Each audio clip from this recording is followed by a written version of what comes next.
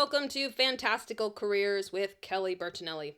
I'm your host, Kelly Bertinelli, and today I'm sitting down with Dr. Edward Leach, a world-renowned, or worlds-renowned, as we should say, dragon dentist and best-selling author. Dr. Leach, welcome to the show. Thank you, Kelly. It is truly great to be here. I'm very, very honored to be on your show today. Thank you. Now, you are a specialist, and I know that dragons differ from planet to planet and sometimes region to even neighboring region. So, could you describe for our listeners exactly what kind of dragons you work with? Of course, that is very important because, as you said, dragons are very distinct and very different from region to region. The species that I work with specifically are about 400 pounds when they hatch. And the mature adult male usually gets to around 22, maybe 24 tons. And these dragons are actually the bit smaller variety. Their wings are functional. Yes, dragons can get quite large. Their wings are functional. The species that I work with, and they do spend an equal amount of time in the sky as they do on the land, which is wonderful for me because otherwise they might, stick around quite longer than you would hope. Their scales are about the size of the average student debt these days, and they can range from purple to green to anywhere in between. I do not work with fire lizards or the flightless variety. Just so many. They're divas. Honestly, they're so just emotional, and yes, it's quite sad actually. There's everything is a big issue. It's too much. It's too much. I really appreciate you painting that mental picture for our listeners because I know that. Don't you mean dental picture? That's a good one. As I was saying, I just know that on certain planets, dragons resemble centipedes, and I'm not even sure if they have teeth.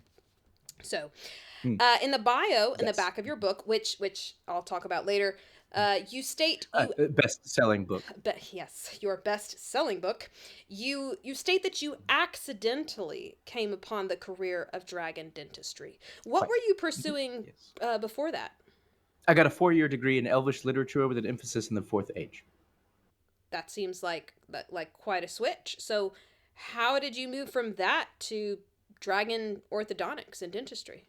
It is actually quite a fascinating story, Kelly. I was on vacation with some friends, and on the boat, we met this fascinating man. He was quite small.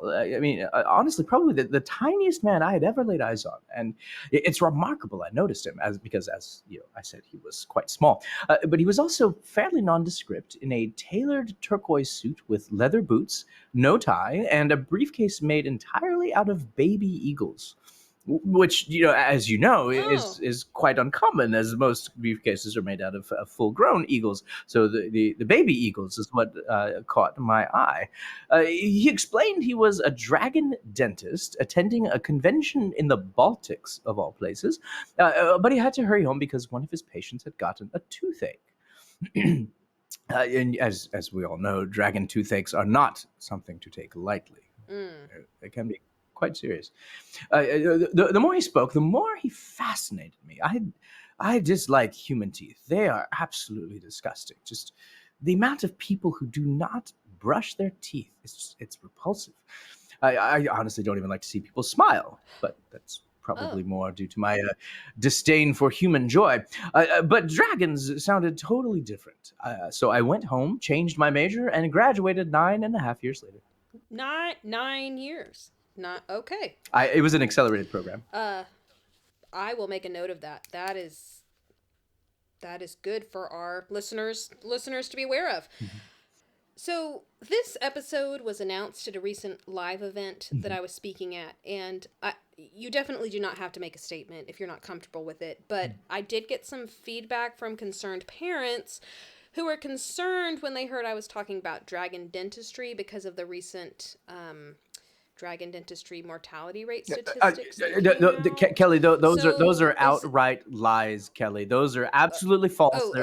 There is no truth to them whatsoever. Dragons, really? Yes, they are completely false. Dragons may be bloodthirsty, treasure hoarding, selfish, terrifying, demanding, backstabbing, conniving beasts. But they have more respect for the field of dentistry than almost any other species. I mean, imagine, if you will, the average human only has 20 teeth or so. But the average Mm-hmm. dragon has over 9,000 during their lifespan. 9,000. Wow. Yes, it's That's fascinating. tremendous. It is quite immaculate. And as old ones get rotten, they fall out and new ones take their place. Kind of like the T Rex or the Rancor, if you've ever been unfortunate enough Oh, to come across uh-huh. a Rancor in your travels. Oh, I hope not. No, their teeth need constant cleaning and care, just constant. Uh, and once a dragon selects you as their dentist, they will care for you as if for their own life. The dragon chooses the dentist, Miss Kelly. It's very important.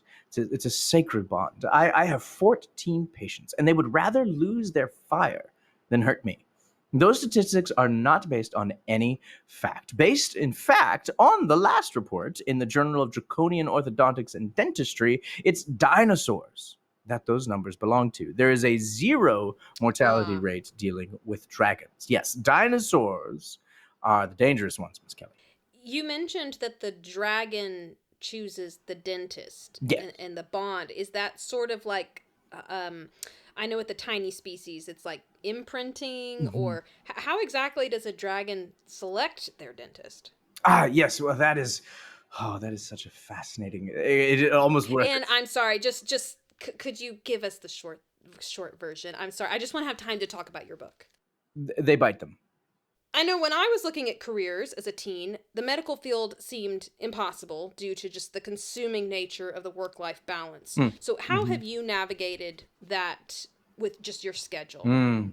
Mm. Well, you see, Miss Kelly, it is quite easy to do what I do when you love your job. When you have a Mm. love and dream of polishing shards of frighteningly sharp teeth over and over again, then it is not a sacrifice. It is a choice, one that you happily make day after day after day. Mm. My work and as well leaves me plenty of time for hobbies if I ever wanted any besides polishing teeth. I mean, it's preposterous. And even though we do have the most expensive insurance coverage of any medical field, for obvious reasons, Good to know. yes, it is quite good. I still only have to work 3, maybe 4 hours a week to sustain my high quality of life. I do have Wow. quite high standards, Miss Kelly. Yes, one dragon pays me as much gold as I can carry every time I see him, and he's my least generous patient. And I actually do have a patient who lives on an entire mountain full of gold, but he's still quite stingy. It's quite intoxicating. So something about a ring or a stone. He doesn't talk much about it. But I would retire tomorrow if I thought I could stop thinking of teeth all the time. And if you have a hibernating species, you get several months off. It's quite not Oh, unlike that's a being perk. yes. It's not too unlike being a school teacher, except fewer children.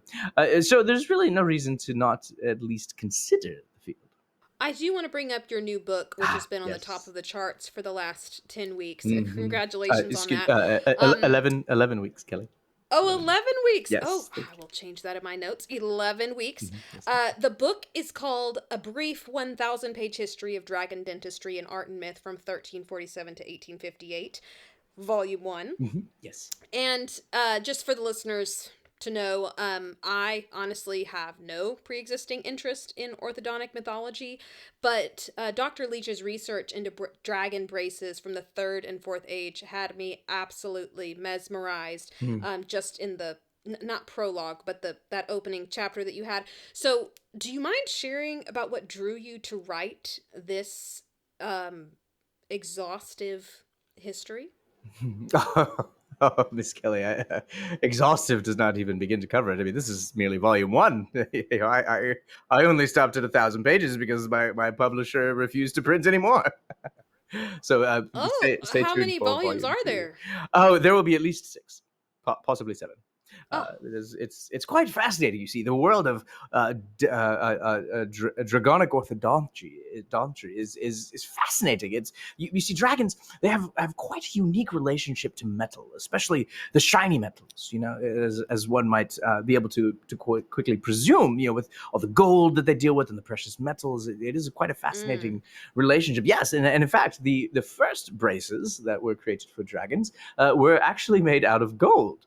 But we unfortunately came to discover quite quickly that gold braces in the mouth of a fire-breathing dragon is probably not a good idea. They had more than one instance of mouths being melded together after breathing fire. Yes, it was quite tragic for a few dragons and dentists. But over the years, we have yes, it is not a fun experience to try to live through. But over the years, we have explored other metals. We use titanium and stainless steel in some cases, more for the non-fire breathing dragons. But we've even ventured with adamantium and unobtainium over the past few years. So it's a fascinating field. It's just simply fascinating. I thank you for that additional background, and unfortunately we're out of time. But I just cannot get over what an honor it is to speak with someone who truly loves dragon teeth. I mean, after all, that's the point of this show, that there are, no matter what you are interested in, there is a career path out there for you where you can enjoy what you do every day. So yes, it is quite a sharp field of study. Yet another good one. So is there any lasting words of wisdom or just anything an interested party should know before considering this field? Dragons only hire orphans, and never shepherds. That would be very important to the vetting process. Well, it has been an enlightening conversation, Dr. Leach. Thank you so much for taking the time to share just details about your career and for sharing about your book as well. I really appreciate it. Of course, it was my pleasure, Kelly. Thank you so much for having me and putting me in the hot seat. It was quite enjoyable. I had a wonderful time, Miss Kelly. Thank you so much. And be on the lookout for volume 2 of my book, which will be coming quite soon. It is a page turner. Will it have an audiobook version? Unfortunately, not this time. But we are hoping by volume 3 we will be able to have audio good. version. I just wanted to ask. Narrated by yours truly. Oh, even better. I just travel so much. When you're on the spaceship, sometimes you just need something to while away the hours. Yes, of course. Timothy says that's all the time we have for today. Here on Fantastical Careers with Kelly Bertinelli, you never know what you're going to learn. If you know someone who despises their job and is an orphan, consider sharing this episode with them. While dragon dentistry may not be their choice, exploring new horizons might push your friend into a truly fulfilling career. Thank you for joining us, and I'll be with you again soon. This is Kelly, signing off.